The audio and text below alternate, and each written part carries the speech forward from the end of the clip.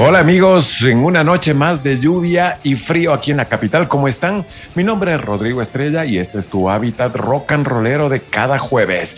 Imagino que todos los futboleros están tan contentos como yo con el triunfo de la selección en Chile, este triunfo con sabor a goleada. Debieron haber sido 5, no solamente los 2. Y bueno, y todos los que no son futboleros, pues acolitando a los demás panas, porque de algo de lo que sí estamos orgullosos es que aquí en nuestro Ecuador querido somos gente de acolite para todo. Como cuando te pegabas de esas maratones, Andy, de videojuegos, tú recordarás, y tu pan era el vicio que quería pasar todos los niveles, no te dejaba jugar, pero estabas ahí acolitando, gritando y avisándole qué hacer. Salta por aquí, salta por allá. Esos son buenos recuerdos, no importa la edad o el trabajo que tú tengas ahora, debes seguir repitiéndolos. La noche de hoy hablaremos de videojuegos y especialmente de la música que hasta el día de hoy seguimos identificando de ellos. Este es un programa realmente muy interesante, dedicado a conocer los genios detrás de esas canciones de los más famosos juegos. Mi querido Andy, ¿cómo estás? Cuéntanos, ¿cómo viste tú ese patadón del chileno Vidal? Parecía la UFC y no un partido de la FIFA, ¿eh? Una contundente front kick totalmente, así que yo creo que el señor Vidal está siguiendo los pasos de nuestro querido Chito Vera. Mi querido Rox, mis queridos Alter fans, ¿cómo están? Yo soy Andy Román. Sé que todos van a estar de acuerdo conmigo en lo genial que es cuando llegas a casa después de un día súper duro, te sientas en tu lugar favorito, enciendes la consola y te pones los audífonos para jugar a tu videojuego preferido. Aunque muchas veces no seamos conscientes de ello, las bandas sonoras tienen la misma importancia que los gráficos a la hora de proporcionar una completa inmersión. Las canciones permiten plasmar las emociones de los personajes y solo con escuchar los primeros acordes nos aparece una sonrisota en el rostro. Te pregunto yo, ¿quieres saber cómo comenzó la música de los videojuegos? O tal vez cuándo fue el fin del MIDI y la llegada de los 16 bits. Esto y mucho más lo veremos a continuación al detalle, acá en el estudio Arcade de Alter Ground Radio, con Donkey Kong y también Mario Bros presentes en escena. Así es, ya lo sabes, acomódate bien, abrígate que está haciendo mucho frío. Ya empezamos con este análisis y recorrido por la historia de la música en los videojuegos. No te pierdas ni un momento, que este programa está por comenzar right now. Efectivamente, vamos a hablar de cómo comienza o qué tiene que ver la música con los videojuegos. La tecnología ha sido el principal obstáculo de la música en los videojuegos como tal, hasta tiempos bastante recientes, cabe recalcarlo. El primer videojuego que se conoce es Pong, creado por Nolan Bushnell en el año 1972. No tenía música y se limitaba a reproducir un efecto de sonido cuando golpeábamos la pelota, un sistema que se mantuvo durante la década de los 70 en consolas como la Atari 2600. Tuvimos que esperar hasta llegar más o menos a los 80 para descubrir el primer videojuego con una banda sonora. Se trataba de Pac-Man, un clásico atemporal de las máquinas recreativas, pero el principal impulsor de la música de los videojuegos arcade fue el título Tempest, que contaba con unos chips especialmente diseñados para esta tarea. Tempest es un videojuego arcade desarrollado por la empresa Atari Inc., originalmente diseñado y programado por el señor David Thurer. Se lanzó en octubre del año 1981. Siendo muy popular y recibiendo también varias secuelas y versiones como tal. El objetivo de este juego era sobrevivir el mayor tiempo posible y lograr la mejor puntuación eliminando enemigos a lo largo de varios niveles. El jugador controla una nave espacial en forma de garra que se mueve alrededor del borde del escenario y dispara a sus enemigos. Lejos de los salones recreativos donde Ro, mi querido Ro, pues pasaba hecho el galán con las muchachillas, y a los hogares llegaba el título Commodore en 1984. Se trataba del primer equipo de sobremesa que tenía un chip de sonido llamado Sound Interface System, que revolucionó por completo los estándares de calidad de los efectos y también las bandas sonoras. Este videojuego tenía uno de los sintetizadores de sonido incorporados más sofisticados disponibles en una computadora. Este sintetizador, llamado Sound Interface Device o sus siglas como SID, es un chip capaz de producir 3 voces independientes, que serían los sonidos, de manera simultánea. Cada una de las voces se puede reproducir en uno de los 4 tipos de sonidos llamados formas de onda, y estos parámetros definen también la calidad del sonido. Y es así, amigos míos, como comienza una nueva era para las canciones en los videojuegos. Genial, mira eso. Y sí, bueno, cabe recalcar que arcade quiere decir los juegos que todos decíamos que eran las maquinitas, ¿no? Las maquinitas, el salón donde estaban todas las maquinitas, que uno jugaba con la palanca, estaba la pantalla y era todo un con las monedas, armatoste. Con el vuelto del pan.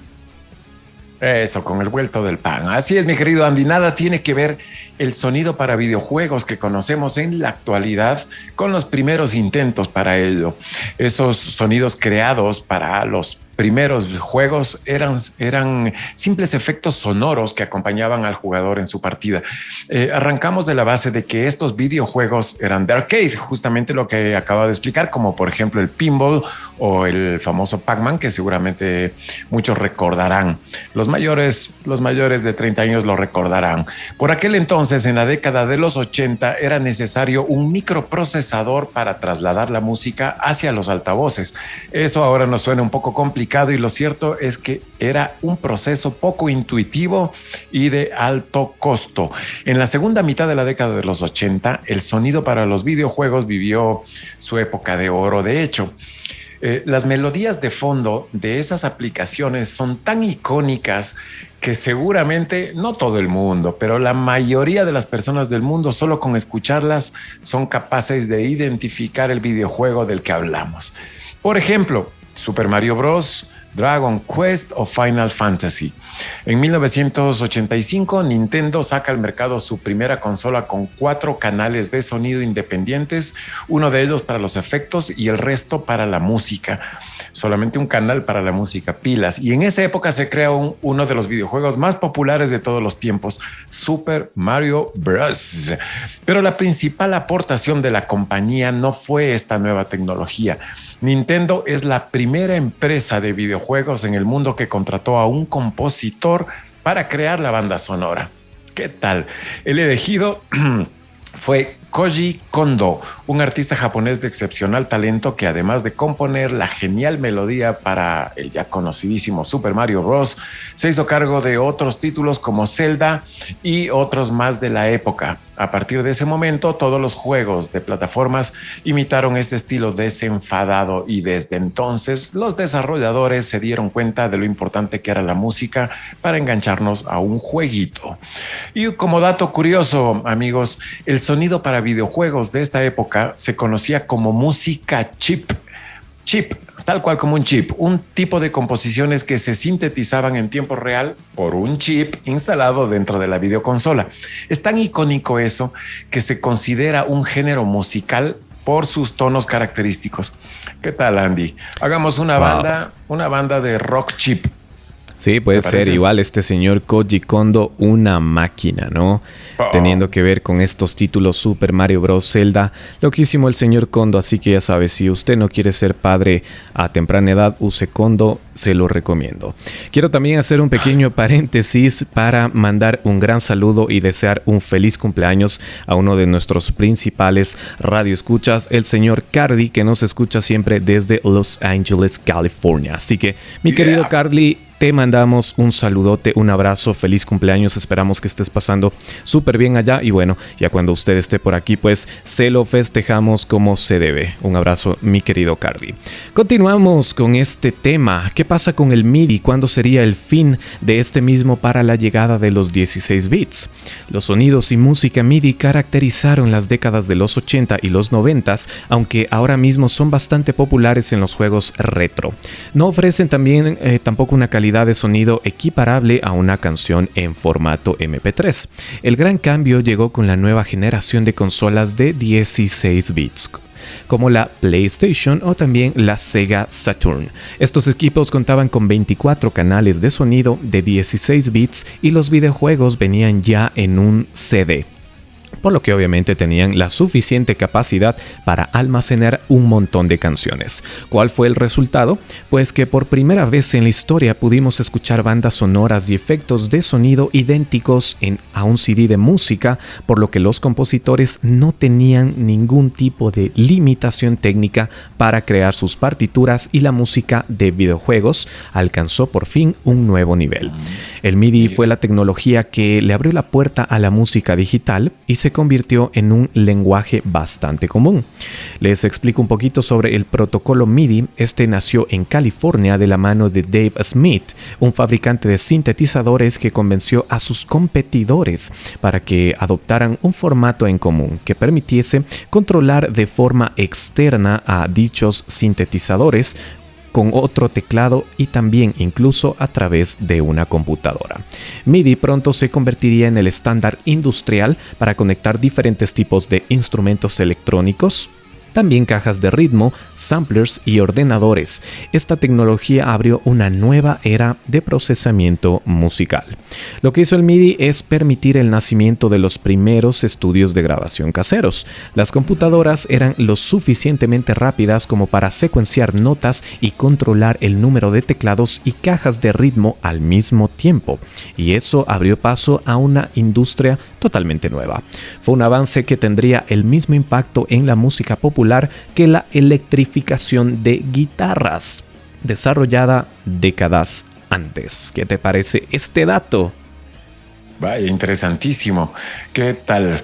¿Sabes tú, Andy, amigos, cuáles fueron los primeros grandes compositores que justamente con estos procesadores que se mejoraron y con ellos que se le abrieron nuevas posibilidades para la música, son los más icónicos?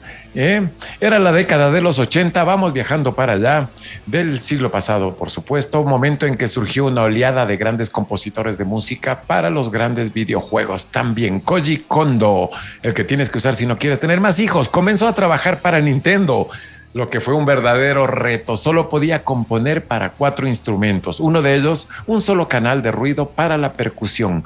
Oye, ¿qué tal, no? Estar ahí, dale solamente uno sobre otro los soniditos solamente para la batería.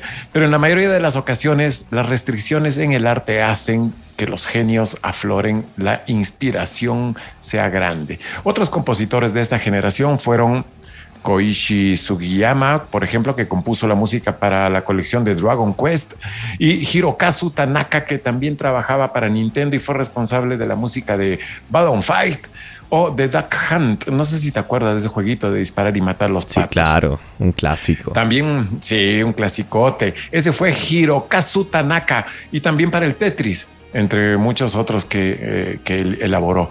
Por último, cabe destacar entre los compositores japoneses a Nobuo Uematsu, responsable de la música de la gran Final Fantasy.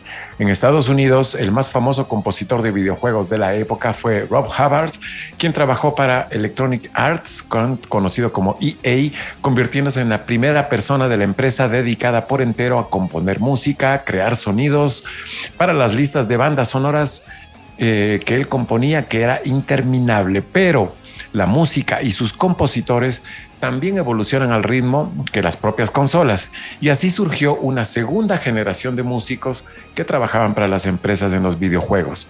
Otro japonesín, Akira Yamaoka, él pertenece a este segundo grupo. Es conocido por haber hecho la banda sonora del videojuego Silent Hill. La música de este juego marcó un hito cuando ya comenzó a ser interpretada por orquestas. Ya no eran solamente con sintetizadores. La llegada de los videojuegos mediante CD, como tú bien lo dijiste hace un rato, fue una bendición para los compositores musicales porque ya podían usar música grabada.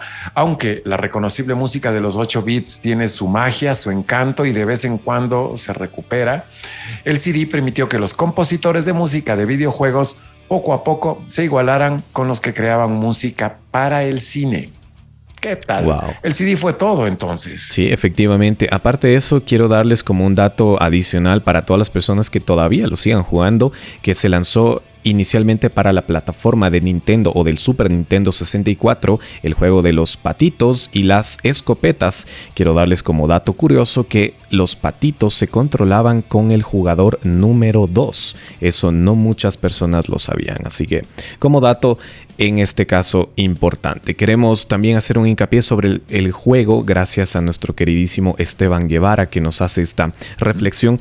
Hay en la actualidad muchísimos juegos también muy retro, pero que son de creencia y de tendencia totalmente actual, como lo es el ya conocido Cuphead, que subtitulado viene a traducirse como No hagas tratos con el diablo. Este es un videojuego desarrollado y publicado por la empresa canadiense Estudio MDHR, perteneciente al género de Run and Gun. Fue lanzado al mercado el 29 de septiembre de 2017 para las plataformas de Microsoft Windows, el Xbox One, también la plataforma Steam, y fue lanzado en 2018 para Mac OS y en 2019 para la Nintendo Switch. También el último lanzamiento de este juego sería en el año 2020 para la plataforma de PlayStation 4. Así que ya lo saben, un juego actual pero bastante retro, Cuphead. Vayan a buscarlo, lo descargan y se vuelven totalmente locos.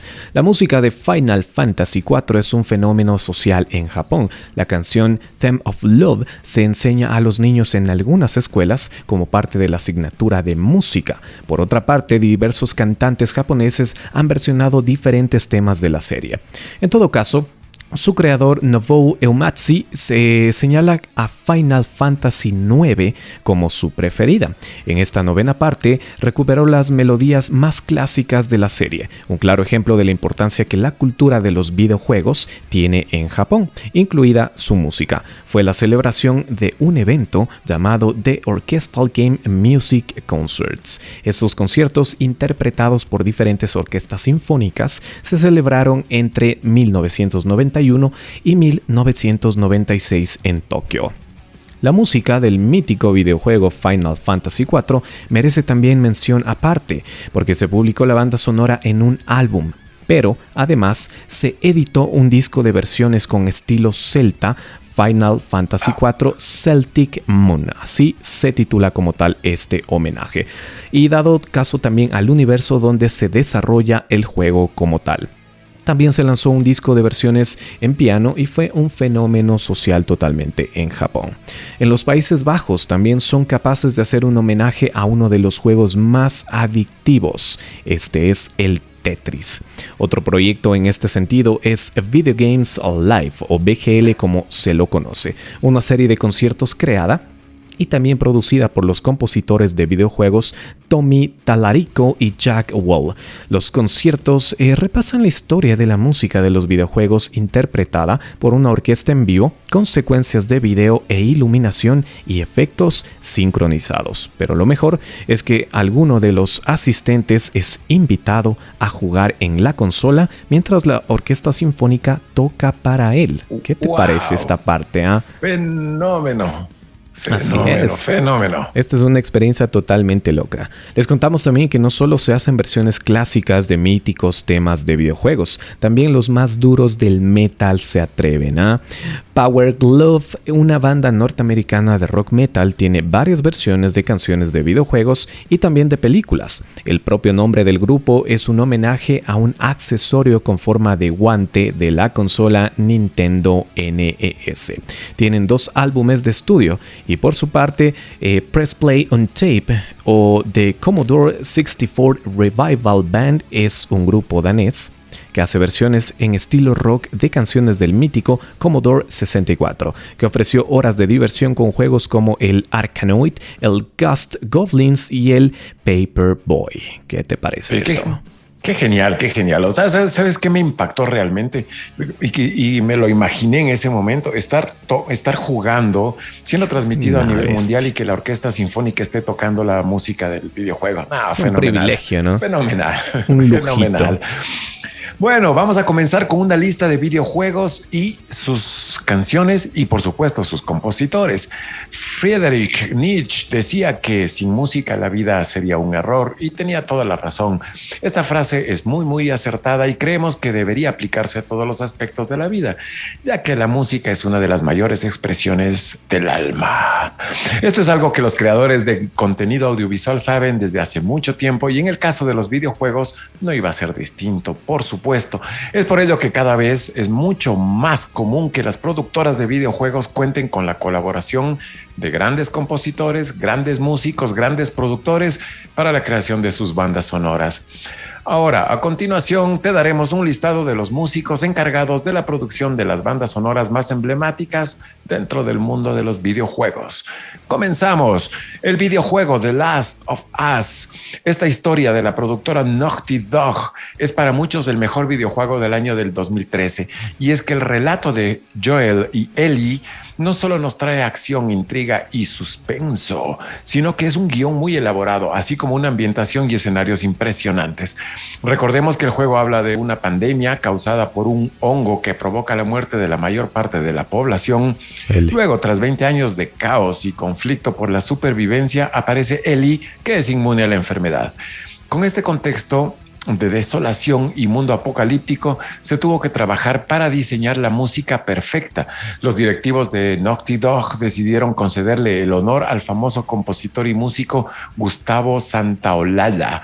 Este argentino es muy reconocido por las bandas sonoras de Brokeback Mountain, recordarás la película, o Babel, la serie, las cuales las pudo diseñar con numerosos instrumentos, entre los que se encuentra su favorito, el charango ronroco. Santaolalla no se desvió de su gusto personal y le aportó a The Last of Us un toque enigmático a la par que hermoso. Además, en el videojuego podemos sentir la soledad de una forma muy impactante en el largo viaje que realizan los personajes después de la destrucción de la sociedad como tal y como la conocemos. Realmente, Andy, amigos, yo la escuché, está espectacular. Son guitarras combinadas con chelos y prevalece el charango. Pareciera que va a sonar muy andino, uno dijera, no, esto es una cumbia andina o algo así, pero no, es simplemente genial. Las melodías son muy inmersivas y aunque el fondo rítmico tiene un aire de samba argentina, como te estaba comentando hace un rato, Andy, que es muy típica de la región, todo suena congruente y hermoso. Les recomiendo un montón que escuchen esto. Santaolalla, The Last of Us del juego, la música es espectacular. No tengo más que decir. Espectacular, mi brother. Y hay que cambiarle también un poquito el nombre al juego, ¿no? Porque le podríamos poner COVID-19, ¿por qué no? A la final estamos viviéndolo en carne propia al jueguito como tal. Sí. Siguiendo con esta saga, vamos a topar Final Fantasy como tal. Pocos son los amantes de los videojuegos que no conozcan esta saga excepcional que empezó sus andanzas allá por el año 1987. Final Fantasy nos narra la historia independiente en cada uno de ellos, de diversos mundos en los que un grupo de personas se rebelan contra el mal que domina el mundo. A través de escenarios futuristas y fantásticos, nos trasladan a lugares en donde existe la magia, los hechizos y la invocación de los dioses. A pesar de lo futurista del videojuego, la banda sonora ha seguido un camino un tanto distinto. Hacia lo orquestal, incluso diríamos que es algo muy clásico. Esto le otorga un toque más elegante a la saga. El responsable de todo es el famoso compositor Nobuo Uematsu, este japonés que trabajaba en una tienda de alquiler de discos de música, supo aprovechar la oportunidad que le brindaron para producir música para videojuegos de Square Enix. Inició su andadura creando temas para algunos juegos que no tuvieron demasiado éxito y que casi llevaron a la bancarrota a la empresa. No obstante, el éxito conseguido con el lanzamiento de Final Fantasy I ayudó a reflotar totalmente a esta productora que estaba a puertas de la quiebra. Esto le empezó a dar cierto renombre a Nobuo, ya que se convirtió en el compositor principal de todas las entregas hasta el número 14, sin incluir la número 13. Uematsu ha marcado un estilo muy característico de esta fenomenal saga, y este estilo es tan influyente que quienes le han tomado la posta han sabido mantener sin cambiar la onda del japonés. Como dato curioso, curioso, Final Fantasy fue desarrollado durante la inminente bancarrota de Square en 1987 y en una muestra de humor el director Hironobu Sakaguchi declaró que su juego final sería un juego de rol de fantasía. Así que de ahí viene el nombre. Cuando Sakaguchi fue cuestionado sobre el tipo de juego que quiso hacer, él respondió: "No creo tener lo que se necesita para hacer un buen juego de acción. Creo que soy mejor contando una historia". El concepto de Sakaguchi era el de un juego con un gran mundo para explorar y una historia atractiva que despierte la curiosidad a todos los jugadores. Fenomenal. Yo sí he jugado, lo he visto también en videos en YouTube y es un juegazo. Así es. Un juegazo. Continuamos con el número 3 de la lista de videojuegos, compositores y música. Este juego se llama Kingdom Hearts. Es uno de los crossovers más famosos de Square Enix, justo la empresa de la que hablaba Andy, y Disney. En esta serie, su protagonista Sora tendrá que visitar diversos mundos dentro de las franquicias de Disney y de Final Fantasy para poder dar solución a diversos problemas que se le presentan a lo largo del juego. Es una de las creaciones más rentables de Square Enix y de ahí el número de entregas que tiene la serie, que son muchas. Para este videojuego se contó con otro japonés, Yoko Shimomura, para la composición de la música. Tal vez le suene ese nombre, ya que también se encargó de crear la música para Capcom Street Fighter 2. Y es que estamos hablando de Shimomura, que es pianista, violinista, compositora y directora de orquesta. Si pensabas que era él, pues no, es ella. Yeah. Los temas de Kingdom Hearts fueron interpretados por la Orquesta Filarmónica Nuevo Japón y también por la Orquesta Filarmónica de Tokio. Además se contó con la colaboración de la famosa estrella de pop japonés Utada Hikaru. Estos japonesines están bien arriba, ¿eh? Claro que sí. Datos curiosos. Es necesario indicar que al tratarse de un crossover, se utilizaron varios temas también de la franquicia de Disney.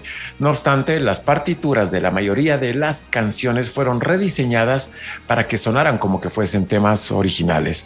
Kingdom Hearts se alejó de los juegos de rol estándar de Square al introducir un importante elemento de acción y aventura. Además, el juego tuvo un elenco de voces all-star que incluía a varios de los actores de voz originales de Disney. ¿Qué tal? Kingdom Hearts ha ganado muchos elogios por su inusual combinación de acción con el rol, al igual que por su inesperada mezcla armoniosa de Square y Disney. El juego recibió numerosos premios de fin de año a mejor videojuego, alcanzó el estatus de Sony Greatest Hits. ¿Qué tal eso? Y desde su lanzamiento, Kingdom Hearts ha vendido más de 5.6 millones de copias a nivel mundial. Hay que jugarlo. Es un juegazo. Oye, y alcanzar esta mención de Sony Greatest Hits no es nada fácil, así que un puntazo para esta producción. Es el turno de un titulazo, Super Mario Bros. No podíamos continuar este listado sin nombrar al maravilloso e inspirador juego tan conocido. Y obviamente, ¿quién no conoce la famosa saga de videojuegos de estos fontaneros italianis? Por lo que resulte la idea original del juego, son dos hermanos italianos fontaneros que pretenden salvar a la princesa Daisy del mundo de fantasía en el que diversos monstruos intentarán impedírselos. Se trata de uno de los inventos más rentables de la historia en esta industria, ya que desde su creación en los 80, el bigotudo Mario dejó claro que había llegado para quedarse.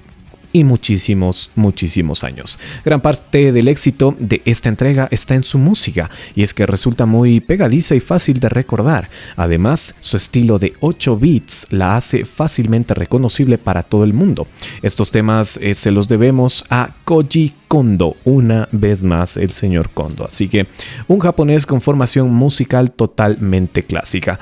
Mario Bros. Tuvo un éxito modesto entre los juegos arcade en Japón. Hasta la fecha, la versión de el NES de Mario Bros. Ha vendido más de 1.63 millones de copias a nivel mundial. Y el relanzamiento de la consola Famicom MIDI en su versión de NES ha vendido más de 90,000 copias. A pesar de ser lanzado durante la caída de los videojuegos estadounidenses en el año 83, el juego de arcade, así como la industria, no se vieron afectados. El autor de videojuegos Dave Ellis lo considera como uno de los juegos clásicos más memorables, si no se equivoca, ¿no?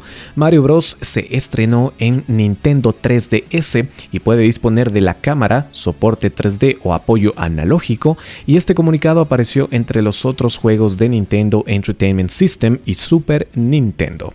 En Super Mario 3D World contiene a Luigi Bros., una versión de Mario Bros. Protagonizada por Luigi. Este juego se desbloquea si la consola de Wii U contiene datos guardados de New Super Luigi U, o si el jugador completa todos los mundos normales, así que ya sabes, a jugarlo hasta morir. No creo que literal, pero sí te va a tomar tu tiempito. Como dato curioso, a sus 57 años, Kondo sigue trabajando para Nintendo y es considerado como un referente dentro de la industria musical para los videojuegos. Mira eso, la musiquita de Mario Bros. Hasta en los como ringtone yo lo he escuchado, ¿no? Claro. Peren, peren, pen, ¡au! Así es. Bueno, sigamos con la lista de videojuegos, compositores y su música, y es el momento de hablar de un juegazo que creo que todos los hemos jugado. Se llama Contra. No nos alejamos mucho en el tiempo del anterior videojuego que Andy nos comentaba. Vamos a hablar de uno de esos juegos de culto para muchos de los que nos criamos con los videojuegos desde que éramos unos nanucos. Si tienes 30 años o más, seguramente te acuerdas del mítico juego de la NES, Contra. Se trata de un juego de acción en el que dos soldados se tienen que enfrentar a una invasión alienígena que pretende acabar con los humanos. Es relativamente corto, pero es sumamente emocionante y difícil también, ¿eh? Contra es un videojuego de matamarcianos, literalmente desarrollado y publicado por Konami, lanzado originalmente como un juego de arcade el 20 de febrero del 87, y ya en el 88 se lanzó una versión doméstica para el NES, junto con puertos para varios formatos de computadora, incluido el MSX2. Las versiones caseras se localizaron en la región PAL, una de las regiones de video del mundo, como Grisor en los diversos formatos de computadora y como Probotector en el NES. Lanzado más tarde, se produjeron varias secuelas de Contra siguiendo el juego original. En lo que respecta a la música, que es de lo que estamos hablando en este programa, en esta noche que ya paró de llover, creemos que nos encontramos ante una de las bandas sonoras mejor trabajadas en 8 bits. Además de contar con un gran número de temas, la calidad de cada uno de ellos para la época es bastante sorprendente. Desde luego que ayuda mucho a meterse en el juego y a potenciar los momentos de acción.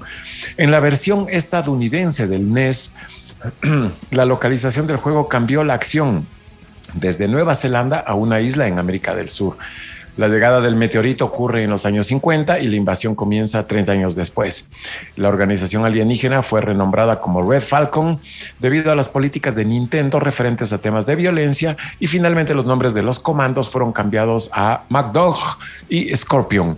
En Europa y Oceanía, debido a las políticas de contenido violento en videojuegos, fue renombrado como Probotector. No era Contra, y todos los personajes humanoides fueron reemplazados con robots, ya que se consideró inapropiado mostrar a los pequeñines, a los muchachos que jugaban humanos disparando a otros personajes que eran parecidos a humanos. La acción retoma la ambientación futurista de la versión japonesa, por supuesto, pero en el año del 2633 se descubre una forma de vida alienígena en una galaxia cercana que quiere invadir la Tierra. Se decide crear dos robots de combate que son los protectores, o sea, los probotectores, y de este modo los personajes principales se convirtieron en Probotector, RD-008 y 011. Cabe destacar el hecho de que en países europeos los juegos de la saga Contra se mantuvieron censurados por las políticas hasta el año 96, con el lanzamiento de Contra Legacy of War, que fue distribuido en su versión original sin sustituir a los personajes por los ya antes mencionados robotciños. Duras las políticas, ¿eh? Bastante. Continuamos con el título The Last Night. En este caso hablamos de un videojuego que aún no ha sido publicado y aún está en fase también de desarrollo. No obstante, por lo original y rompedora que resulta la música que están utilizando para su ambientación, creemos que debía estar en esta lista. The Last Night es uno de estos juegos indies creados en pocos días como parte de una competición de desarrollo de videojuegos, en este caso de estilo cyberpunk. Tim y Adrien Soret son los responsables de la idea, animación y desarrollo original de este juego. La historia sitúa al protagonista llamado Charlie en un futuro en que las máquinas y los ordenadores se encargan de realizar todo el trabajo. Charlie se verá involucrado en diversas tramas con otros ciudadanos criminales y también policías de la ciudad. Fue en 2014 cuando los hermanos Soret ganaron la competición con esta idea, a partir de la cual están consiguiendo sacar adelante un proyecto bastante ambicioso y muy esperado por mucha gente.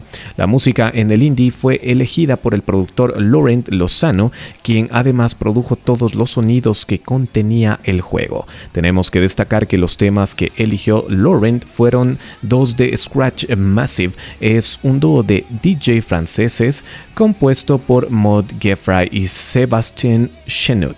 Las canciones elegidas son Paris 2 y Plain Lune, y también un tema de Chemise, She Can't Love You. A excepción de este último, que se utilizó en una escena de discoteca, los otros dos temas son de un claro estilo electrónico que encaja muy bien con los escenarios que se muestran.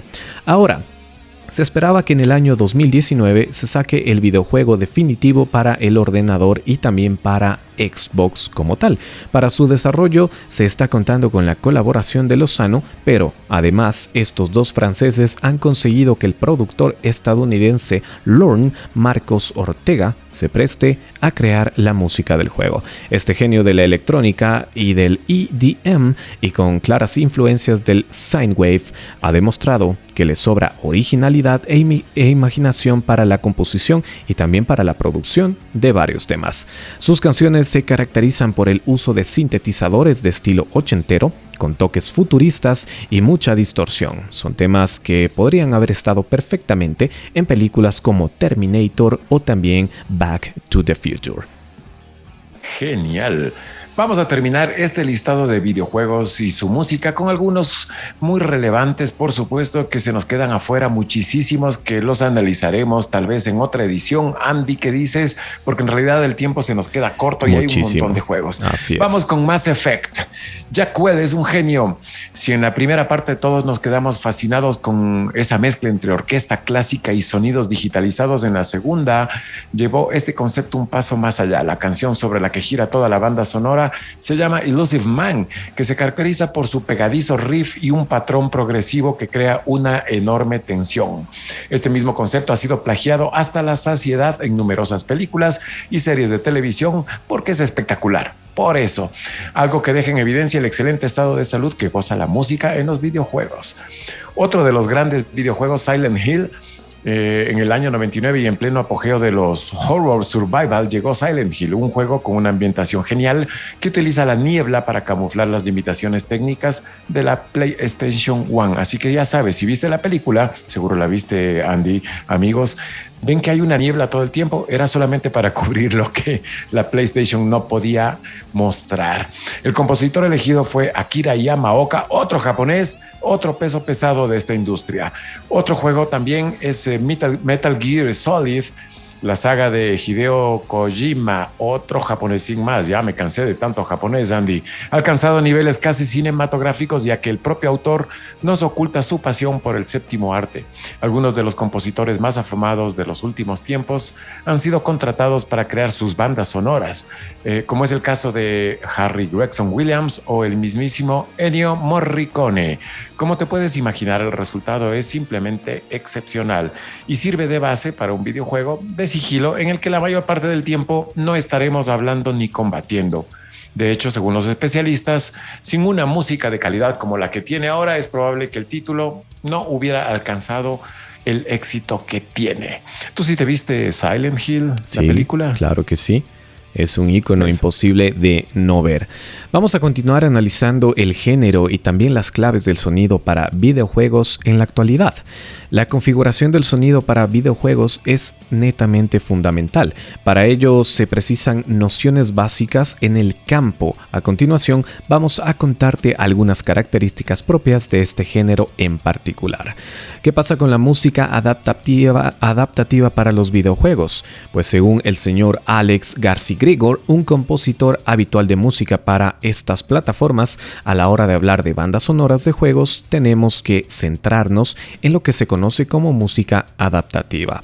Y obviamente, ¿qué es? Pues se trata de aquellas composiciones que están divididas en varias pistas que se activan según lo que ocurra en el videojuego. Te ponemos un ejemplo. Imagina, por favor, un videojuego donde tu personaje debe recorrer un mundo lleno de obstáculos para regresar a su casa, ¿ok?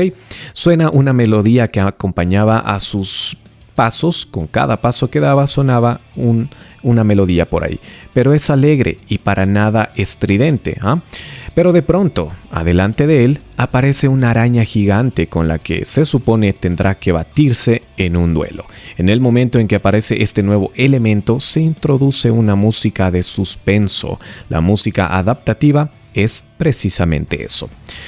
Vamos a hablar también sobre los diálogos en los videojuegos. Dependiendo del tipo de juego, puede que los diálogos sean o no necesarios. Por un lado, puedes presentar un diálogo grabado en el que escuchas directamente lo que te tiene que decir el personaje, y por otro, puede ser que la música quiera simular a un personaje hablando, pero con sonidos ininteligibles, aptos para todos los idiomas, ya que se entiende básicamente lo que dice el personaje a través de subtítulos en tu pantalla.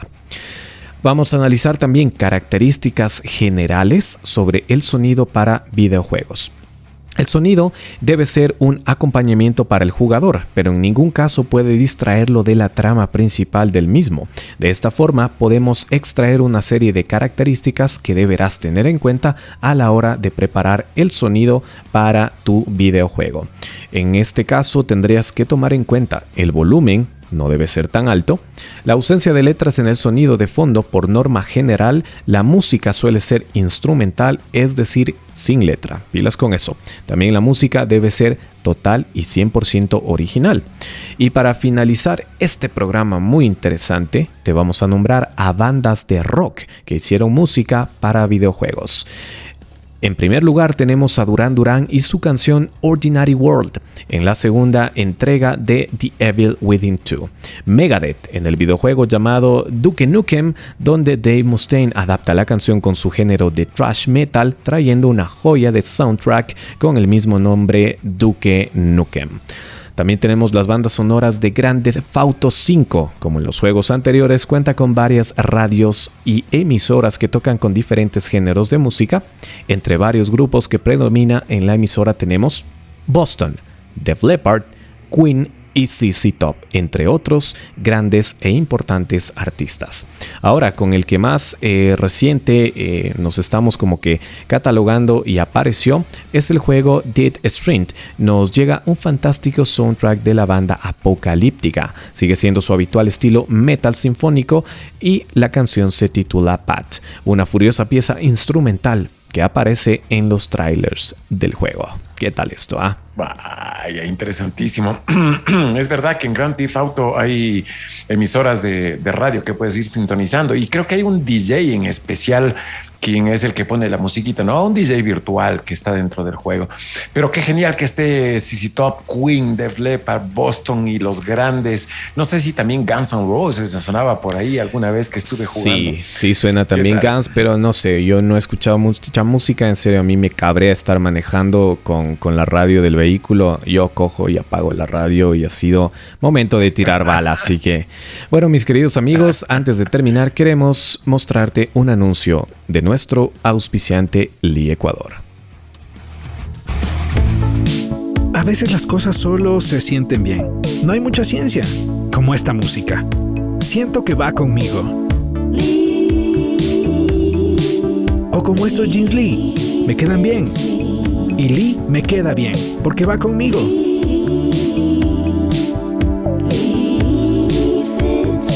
Lee Jeans, me quedan bien, van conmigo. Estamos de regreso, mis queridos amigos, y bueno, lastimosamente por temas de tiempo nos quedamos con muchísimos títulos como lo son. Muchísimas gracias igual a nuestro queridísimo Esteban Guevara. Tenemos que hablar, mi querido Rock, sobre Minecraft. Tenemos que hablar también sobre Mortal Kombat, que les ofrecemos para la próxima semana, pues la segunda parte, la número 2 de este título y de este programa como tal. Sí, es verdad, se nos quedaron afuera un montón de videojuegos y es que hay tantos que son geniales que no nos alcanzaba en una hora. Vamos a hacer la segunda parte para la siguiente semana, ya nos escribieron, gracias a todos. Un saludo para Edison, Tatiana, Cris, Cardi, Moni, Michu, Silvia, que me estuvo escribiendo hoy en la tarde y me felicitó porque le encantó la idea del programa. A Sabdiel, mi querido Polo, Caro, Raquel, Malisa, Darwin, un montón de gente que nos escribió. Un abrazo para todos ustedes. Vamos a seguir con una segunda ronda de videojuegos, analizando su música y los creadores. Seguro que sí. Así es, mi queridísimo Rox. Yo también quiero mandar saludos para nuestro Esteban Guevara, para Majo, que siempre está pendiente, para Yaneli, que nos escucha desde México, para Pau, para Gina, para David, para Steffi, para Alice, para Tere, para Katy. Un besote para todos y todas ustedes. Estamos llegando a la finalización de este programa. Estás escuchando Desnudando la Industria del Rock y queremos agradecer también a nuestros auspiciantes. Si quieres sentirte siempre cómodo y siempre bien y tu estilo es el que te define, pues entonces ingresa a nuestra tienda Lee, www.lee.com.es. También muchísimas gracias a Starland, estudio de grabación. Si quieres hacer de tu proyecto algo ultra profesional y tener una asesoría impecable, pues Starland es tu sitio, tu mejor opción. Gracias también a Cayotzi Artesanal, una empresa, mi querido Rox, dedicada a crear los más deliciosos platos y bocadillos que te puedas imaginar. Así que bueno, si eres fan de las golosinas y de la buena comida, Cayotzi Artesanal es el lugar perfecto para ti. Visita por favor nuestras páginas oficiales y mira, entérate la cantidad de delicias que te podemos ofrecer. Así es, no te olvides de visitar las páginas oficiales de nuestros auspiciantes. Saludo para todos los que nos escribieron, para todos los que se conectaron, para todos los que nos van a ver en el reprise, porque esto sale por YouTube, mi querido Andy. Fin de semana. Así es, mi nombre es Rodrigo Estrella. Recuerden que estamos en vivo desnudando la industria del rock todos los días jueves a partir de las 9 en la noche aquí por Alterground Radio. Mi nombre es Andy Román, nos escuchamos la próxima semana. Que estén muy bien desnudando la industria del rock. Chao, chao.